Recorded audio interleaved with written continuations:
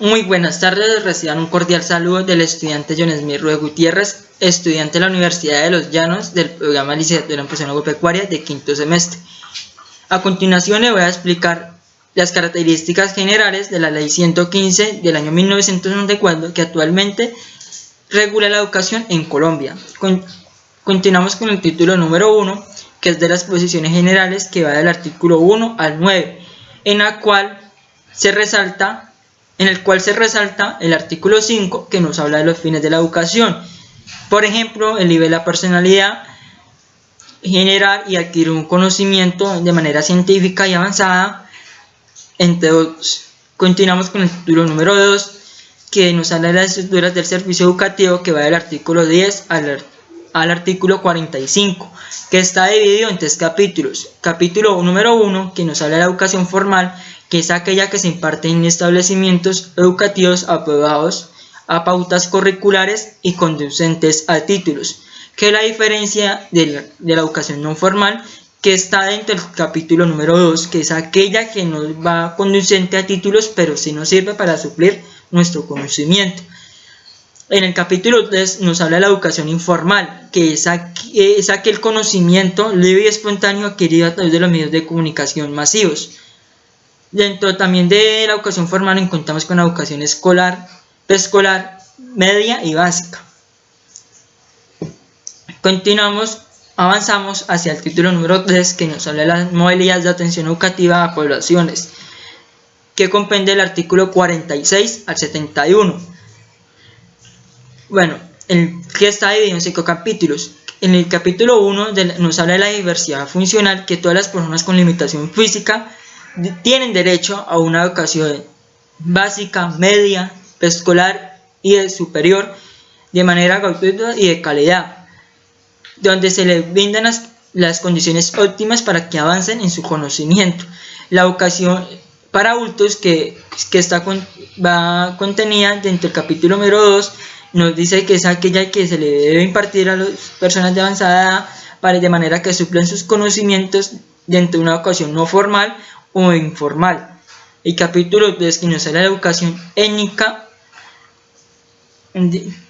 ya también dentro del capítulo 4 de la educación campesino rural y capítulo 5 de la educación rehabilitación social. Pues todo esto lo que quiere decirnos es que nosotros ya debemos de buscar la manera de articular las diferentes culturas dentro de nuestro plantel educativo, también de mirar las características del entorno donde se encuentra el plantel educativo y asimismo buscar una rehabilitación para así avanzar en el conocimiento de los estudiantes. Seguimos con el título número 4, que es la organización para la prestación del servicio educativo, que va del artículo 72 al 90, que nos habla de las normas generales. En el capítulo 1, el capítulo 2 nos habla de currículo y plan de estudios. En el currículo, que después ya sabemos que son las metodologías, el plan de estudios y la manera como se va a impartir el conocimiento, y el plan de estudios como las áreas que se van a colocar. El capítulo 3 nos habla de la evaluación, capítulo 4 organización administrativa del servicio.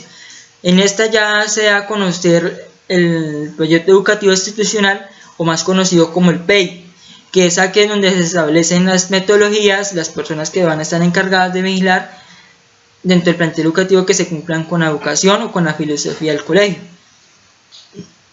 Continuamos hacia el título 5, que nos habla de los educantes, que va del artículo 91 al 103. Capítulo 1, que es de la formación y capacitación, y capítulo 2 son los beneficios estudiantiles como el carnet estudiantil, derechos a la biblioteca y entre otros. Continuamos avanzamos hacia el capítulo 6 de los educadores, que va del artículo 104 al 137, que se ha dividido por 6 capítulos, y es aquel que nos habla. En el primer capítulo nos habla de las generalidades, el capítulo 4 de la escalafón docente, en el capítulo 2 formación de los educadores, capítulo 3 carrera docente, capítulo 5 directivos docentes y capítulo 6 estímulos docentes. Todo esto lo que nos busca es que lo que nos quiere decir es que, por ejemplo, en los estímulos docentes, en esta ley, en un artículo nos dice que los profesores tienen el 1% de beneficio para aplicar hacia un subsidio de vivienda.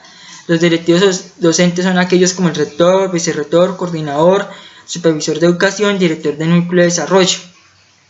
Devolviéndome un poco hacia el título 5, hacia el título 4, perdón, de la organización administrativa y administrativa del servicio, quiero resaltar el artículo 72, que nos habla del PEI, que pues ya la mencioné anteriormente. Es donde se especifican los principios y fines del establecimiento, sus recursos docentes, didácticas y estrategias pedagógicas, entre otras que se van a utilizar dentro del plantel educativo. Y las normas generales, como el Plan de Desarrollo Nacional Educativo, el MEN, o sea, el Ministerio de Educación Nacional, en coordinación con entidades territoriales, preparará por lo menos cada 10 años este Plan de Desarrollo Nacional, que incluirá las acciones correspondientes para dar cumplimiento a los mandatos constitucionales y legales sobre la prestación de servicio educativo. De esta manera, doy por terminado este título y avanzamos a los siguientes títulos, como el 7, que nos habla de los establecimientos educativos, cuáles son sus definiciones y características, y el gobierno escolar, que está articulado hacia el consejo académico, hacia el consejo directivo, hacia el consejo de padres y estudiantes, que comprende los artículos 138 al 145, y está dividido por 2 capítulos que ya los mencioné. Avanzamos hacia el título 7, que es la dirección, administración, inspección y vigilancia, que comprende los artículos 146 al 172, que es el capítulo 1, nación, capítulo 2, entidades territoriales como los consejos y asambleas, que son los encargados de regular la educación dentro del municipio o dentro del departamento donde se encuentra, y el capítulo 3, que son las juntas de educación nacional. Avanzamos hacia el título 9, que es la financiación de la educación, artículos 173 al 192. Se divide en 2 capítulos, recursos financieros, y el capítulo 2, que nos habla de los estímulos especiales, que pues nos habla de como las líneas de apoyo, las líneas de crédito que pueden adquirir los colegios para buscar recursos para suplir las necesidades económicas que tengan estos colegios. Seguimos con el título 10, que son las normas especiales para la educación impartida, artículos 193 al 206, que nos habla que está dividido en 3 capítulos. Capítulo 1, que es régimen laboral; capítulo 2, que son generalidades; capítulo 3, derechos académicos. Y por último encontramos el título 11, que son las disposiciones varias, artículos 204 al 222. En el capítulo 1 nos habla de las disposiciones especiales, como la educación hacia la parte del medio ambiente, y el capítulo 2 son las transitorias y vigencias.